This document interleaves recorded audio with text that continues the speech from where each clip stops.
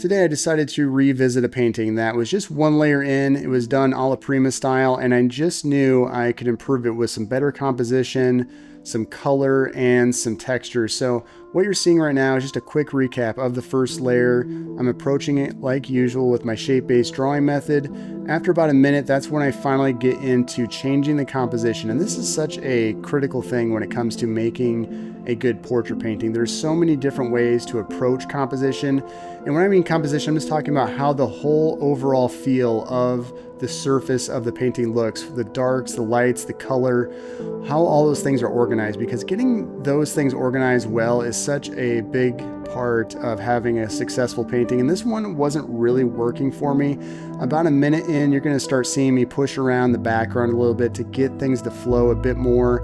And then on the later stages, I start adding texture and I adjust the composition again, because this one, because it has hands, because it has the head and the hands working together, there's just a lot of elements, and getting the composition to really just flow correctly was a little bit trickier than just your typical portrait where it's the head, the shoulders, and that's it. And there's so many ways you can simplify these things, but for this one, I'm going a little bit more complex. I decided to go with a lot of heavy texture towards the end. I started bringing out some interesting tools like my just squeegee tools and things to push some paint around, and it really does turn out pretty nice.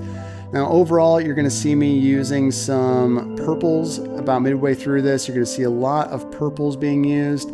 As far as the tools I'm using my Trykel brushes like usual. These are the Spectrum Brights. I really love the bristles on these brushes, really nice fine bristles, so you can do a lot of different things with them. You can blend your brush marks together, or you can leave some individual bristle marks pretty well with them as well. It's just a really versatile brush in my opinion. Regarding the paints I'm using, it's mostly the Zorn palette for the first part, and then once I start getting into the purples, that's when I start adding ultramarine blue, phthalo blue, and some alizarin claret. You can use alizarin crimson as well, they're basically the same color.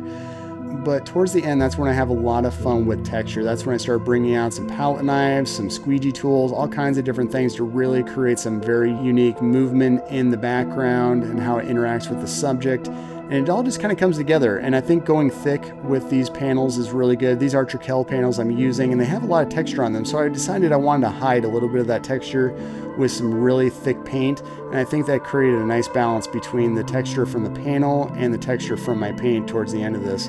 If you do want to see the first layer of this painting, you can always go over to my Patreon account. I have the first like 3.5 hour video for this where you can see the first alla prima layer. I also have about 100 videos of tutorials and demonstrations and exercises, art downloads as well for you to check out over my Patreon account. So feel free to become a member and see what's all happening in there.